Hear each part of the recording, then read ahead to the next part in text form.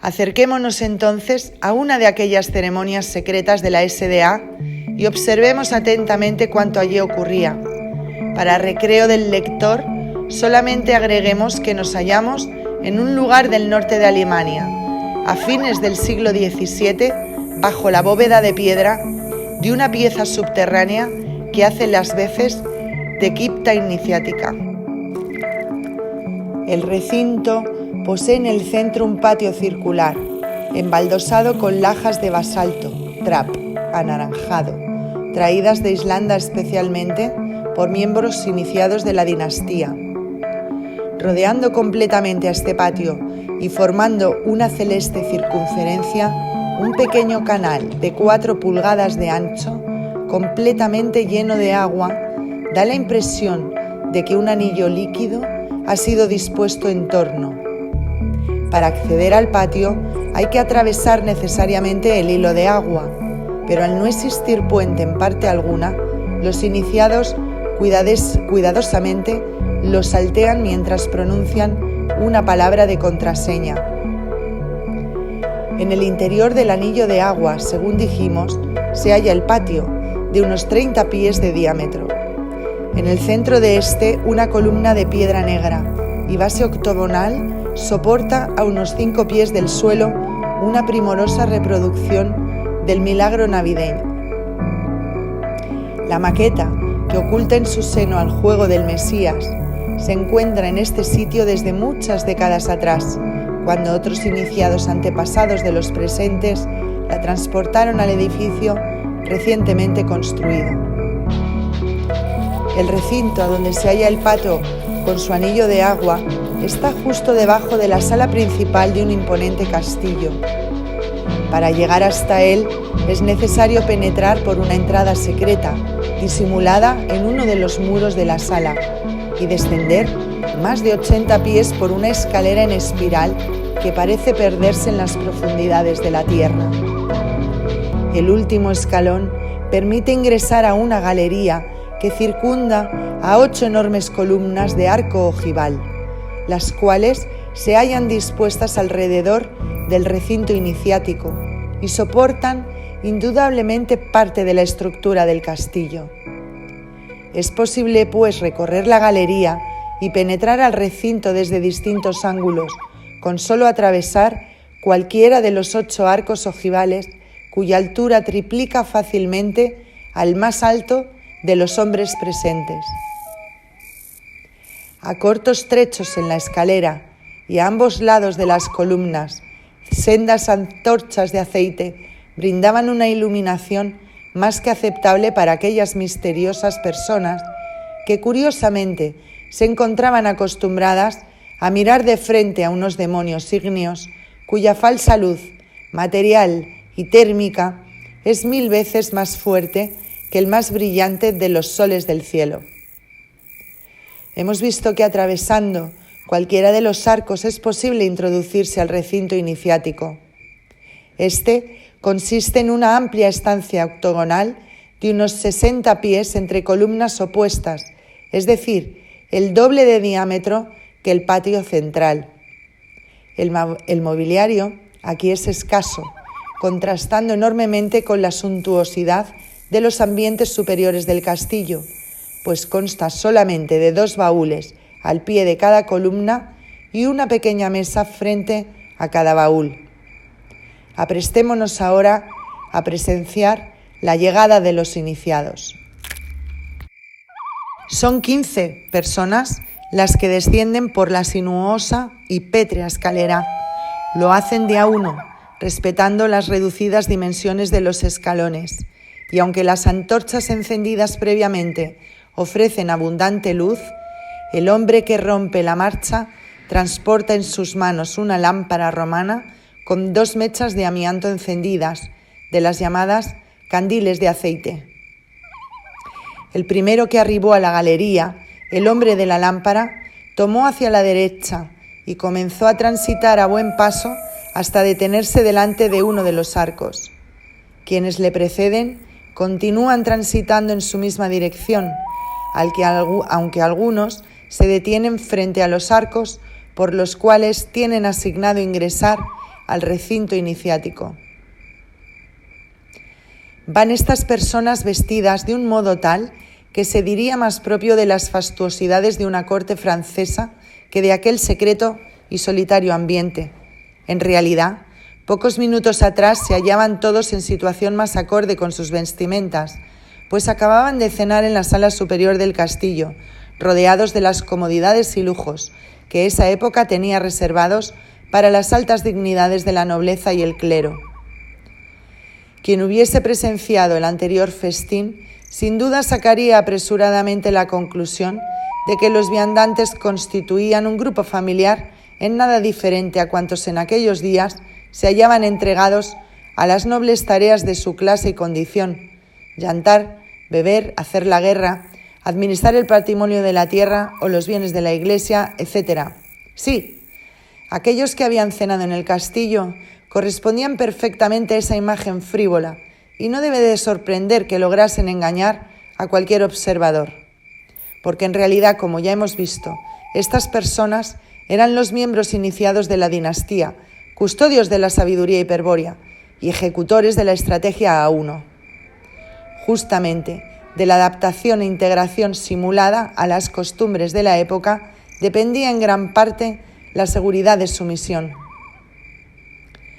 Pasemos revista a los 15 parientes de aquella noche cenaban alegremente y preguntémonos, ¿qué sería de ellos si alguien sospechase de sus actividades secretas? Pero ya hemos tenido oportunidad de comprobar con qué celo los fundadores se preocuparon por evitar males futuros y los presentes se hallaban magníficamente a la altura de las circunstancias. En primer término estaban allí 2 representantes de la Iglesia, un arzobispo de una importante ciudad sobre el Rin y un obispo proveniente de la Alta Baviera. Las 2 únicas damas contrastaban entre sí a pesar de su parentesco.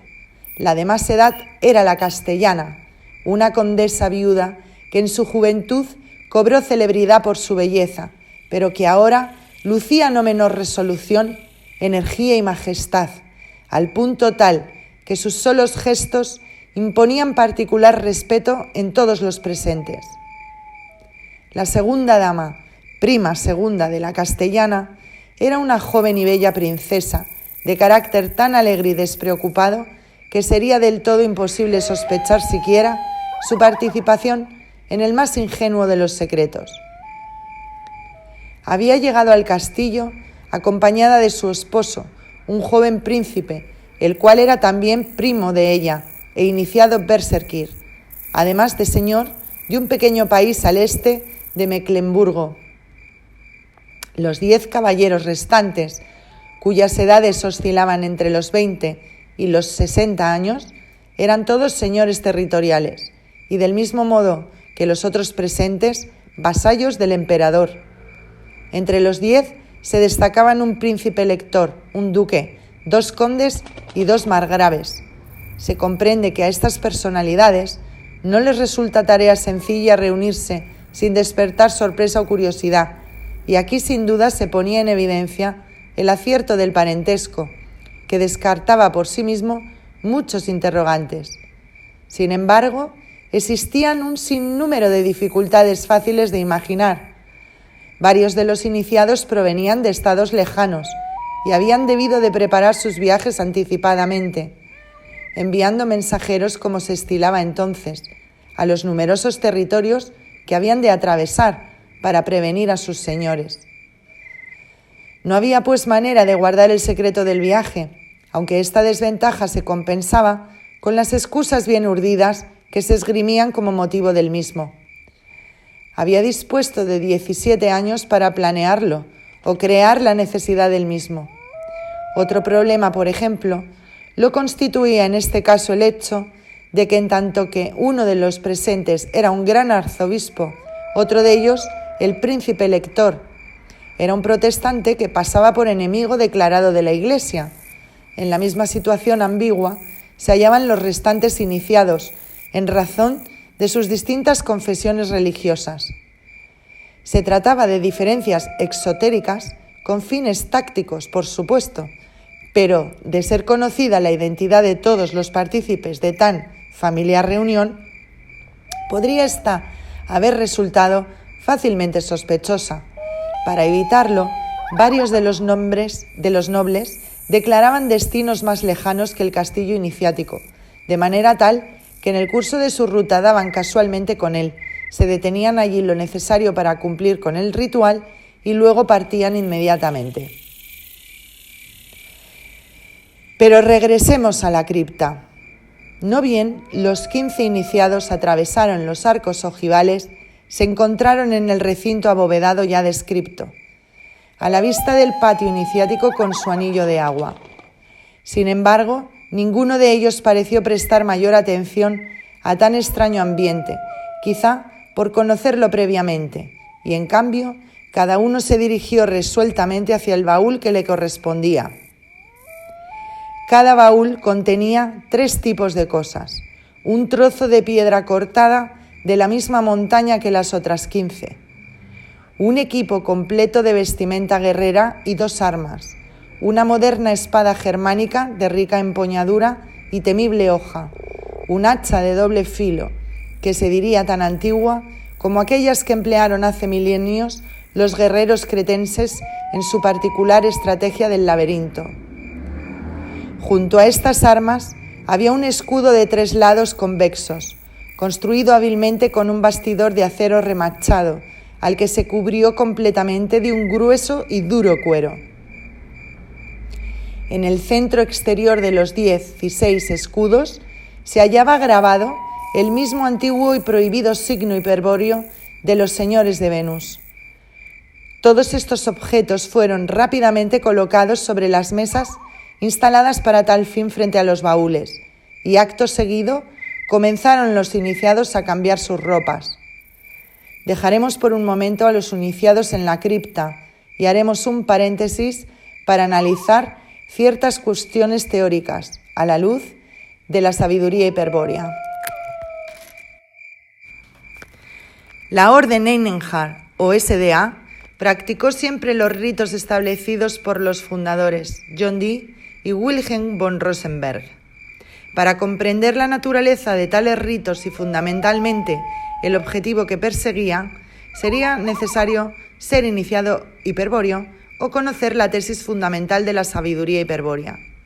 Esta tesis será expuesta en el libro 4 y no dudamos al conocer la misma muchas de las dificultades surgidas durante la lectura de la historia secreta de la Thule-Gesellschaft quedarán superadas definitivamente. Pero ahora nos hallamos en una cripta secreta de la SDA, a punto de asistir a un extraño espectáculo y sin poseer aún las claves para interpretarlo. Sin embargo, de mucho nos servirá recordar la ceremonia realizada por John Dee en la Torre de Praga para iniciar al emperador Rodolfo y al noble Wilhelm von Rosenberg, y algunos conceptos de la sabiduría hiperbórea que hemos expuesto anteriormente. Con dichos elementos y cierta simbología interna de la SDA, que explicaremos a continuación, nos hallaremos en condiciones, si no de penetrar en las profundidades del misterio, por lo menos de vislumbrar la presencia del misterio mismo, hacia el cual apuntaban los rituales. Ya hemos hablado de los virias, hombres semidivinos que poseen en su sangre la herencia de los divinos hiperbóreos, llamada para simplificar Mine. Dijimos también que los virias podían estar perdidos o despiertos, y definimos al viria perdido como aquel que ha extraviado el origen merced a una confusión de sangre. La confusión sanguínea provoca un estado psicológico de gran extravío al que se denomina técnicamente confusión estratégica. Consecuentemente, la purificación sanguínea que facilita la sabiduría hiperbórea por 7 vías secretas produce una reorientación estratégica en el viria perdido, posibilitando el emprender o reemprender el regreso al origen y el abandono del mundo infernal de la materia. El viria perdido, ya lo hemos dicho, se halla en un abyecto estado de encadenamiento material que le obliga a sujetarse a las leyes del karma, a reencarnar periódicamente y a vivir o revivir una eterna y miserable comedia asignada por la ilusión siniestra del dolor, del miedo y de la muerte.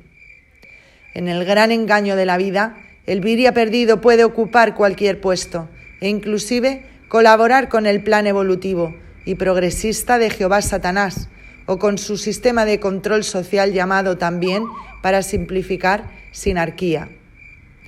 No conviene extenderse en el tipo del Virya perdido, pues no presenta mayor misterio, dado que es posible observar concretamente al mismo en la mayoría de las buenas personas que habitan los diversos países de la tierra.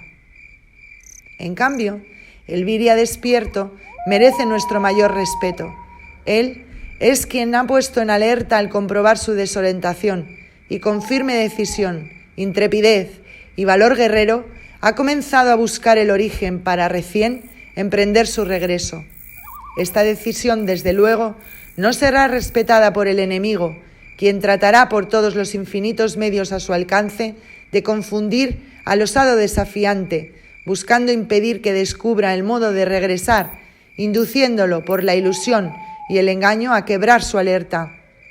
Es por eso que el Virya despierto solo podrá tener éxito si actúa en el marco de una estrategia hiperbórea. Para ello, deberá asumir completamente su condición de guerrero, buscar en el recuerdo contenido de la sangre las potencias primordiales del espíritu inmortal, la fuerza del Bril, y en un estallido gnóstico recuperar la hostilidad esencial hacia el mundo material del demiurgo, experimentar el furor berserker. Entonces, ya dueño de una voluntad inquebrantable, inspirado en la sabiduría hiperbórea de la cual es portador por la herencia de los Siddhas ancestrales, desplegará su estrategia propia, concebida para oponerse a la estrategia enemiga y vencer. A partir de allí, solo realizará movimientos estratégicos, acciones tácticas, dirigidas a no perder de vista el origen, mientras se ejecutan los pasos del retorno. Y en medio del fragor del combate, o lo que es peor, en la espera del mismo, cuando las fuerzas enemigas enmascaradas en las formas ilusorias de este y de los otros mundos dejan traslucir su amenaza diabólica, el Virya despierto busca fríamente hacerse de un tiempo, por mínimo que sea, para moverse en dirección al origen. El derecho a disponer de ese tiempo propio, quizá tan fugaz como el más pequeño instante, debe ser ganado en una lucha feroz contra las legiones demoníacas del demiurgo, contra el hechizo poético que ejerce el mundo sensible con sus 1000 concupiscencias posibles, que llamamos gran engaño, en fin, contra la voluntad del uno. Parece tarea imposible. La sabiduría hiperbórea y aún la tradición gnóstica afirman que sí es posible. Pero entonces, ¿cómo hacerlo? Sobre la respuesta a esa pregunta tratan las 7 vías secretas de la sabiduría hiperbórea, y ya dijimos al comienzo de este curso de acción que el método de John Dee y por consiguiente los rituales de la SDA se basaban en una de las vías llamada de la oposición estratégica y en su técnica secreta correspondiente, técnica arquemónica. Por lo tanto, es posible que al lector, si atiende a todo lo dicho hasta aquí sobre los Viryas perdidos y escucha la voz de su sangre, le resulte significativa la ceremonia que va a presenciar.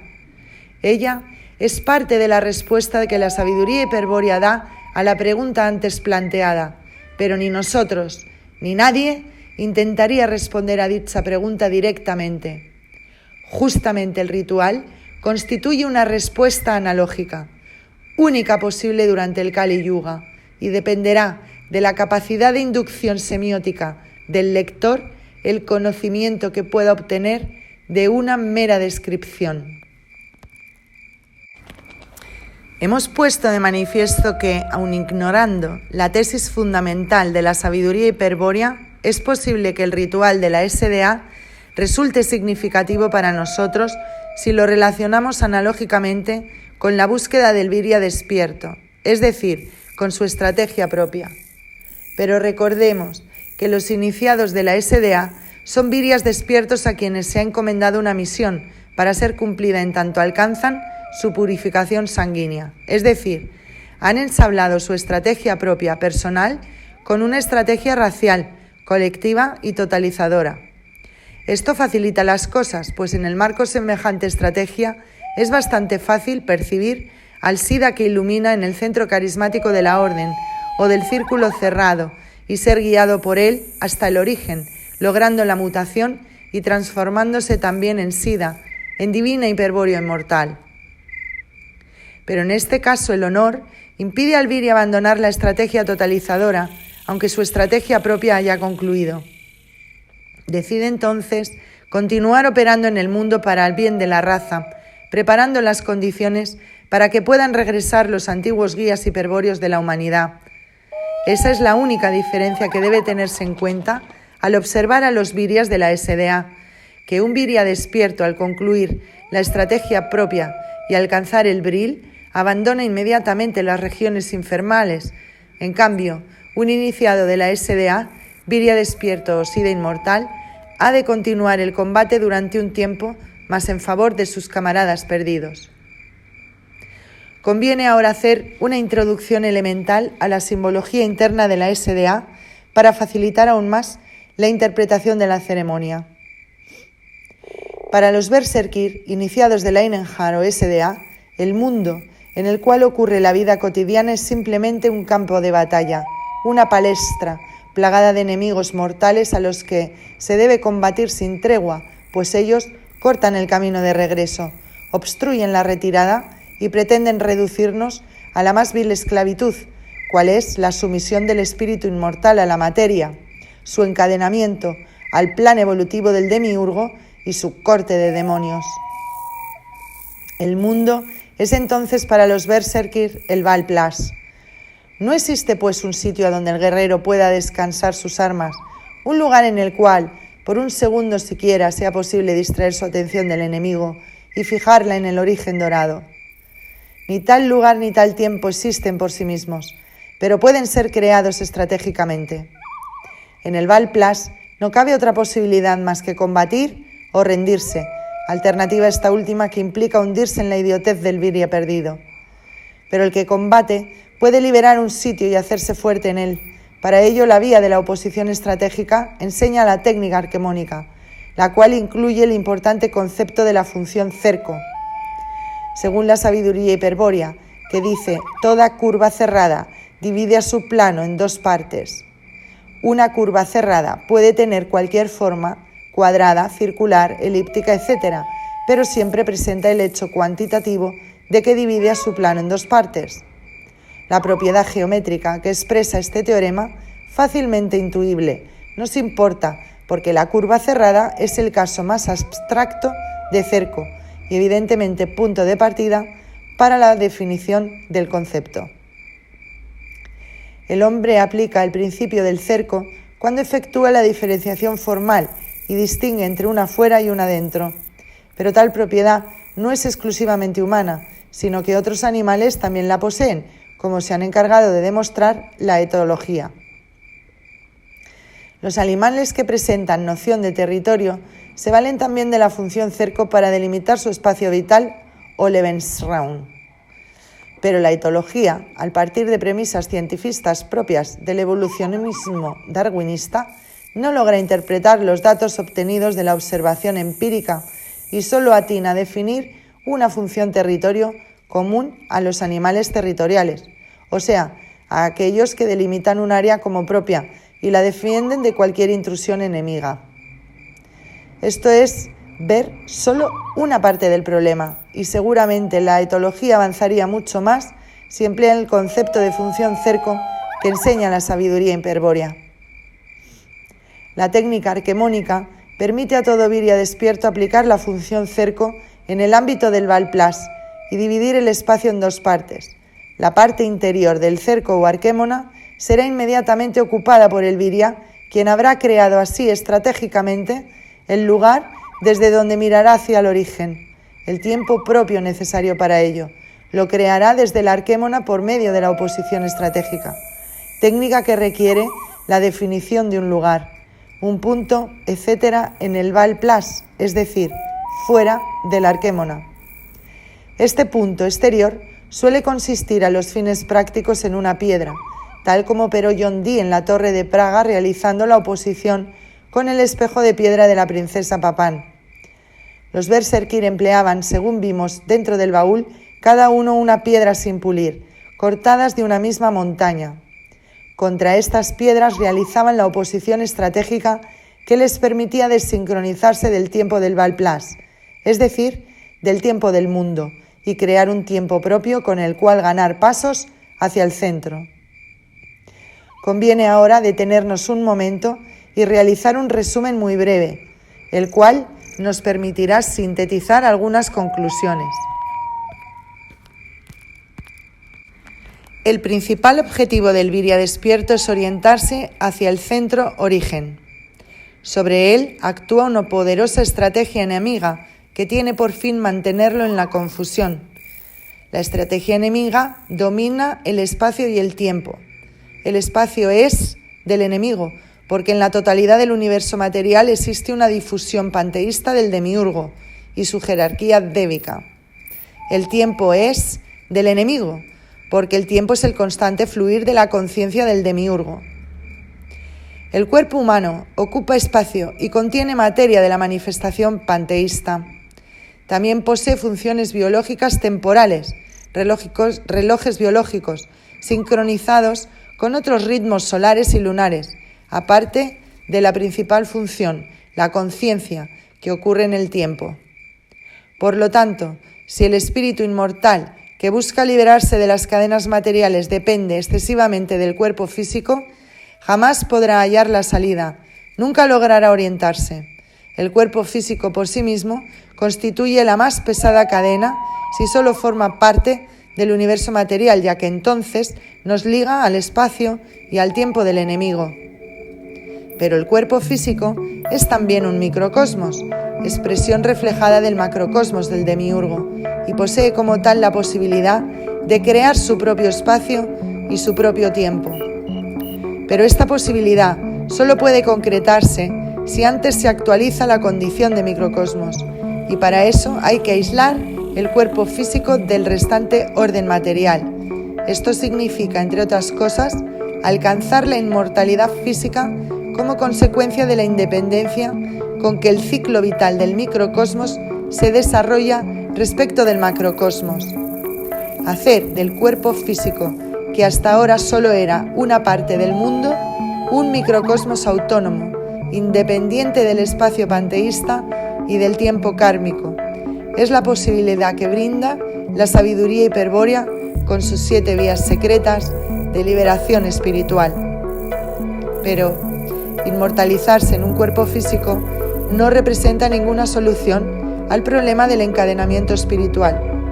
Esta conquista es solo un paso en la búsqueda de orientación. La única inclaudicable e insustituible meta del Virya es alcanzar el origen y abandonar el orden material. Alcanzar el origen, no lo olvidemos, significa conquistar el Bril, ser posibilidad pura, e implica el seguro abandono del infierno material, sublime instante en el que el cuerpo físico, ahora inmortal o microcosmos, se entrega para su fusión con el macrocosmos. Se debe otorgar al cuerpo físico entonces su justa valoración como instrumento de extrema utilidad para los fines estratégicos del espíritu cautivo en su marcha hacia el origen. Para ello, es necesario que el cuerpo físico actualice sus potencialidades espaciotemporales y se transmute en microcosmos. La vía de la oposición estratégica que seguía la SDA hace posible dicha transmutación, pues la técnica arquemónica aísla el cuerpo físico del universo material, permitiéndole ganar un espacio propio, sin impregnación panteísta. Dentro de ese espacio que la SDA denominaba plaza, la técnica de la oposición estratégica permite crear un tiempo propio, o sea, independizar la conciencia del microcosmos o de la conciencia del macrocosmos, o tiempo del mundo. Aquí podemos considerar concluido el resumen.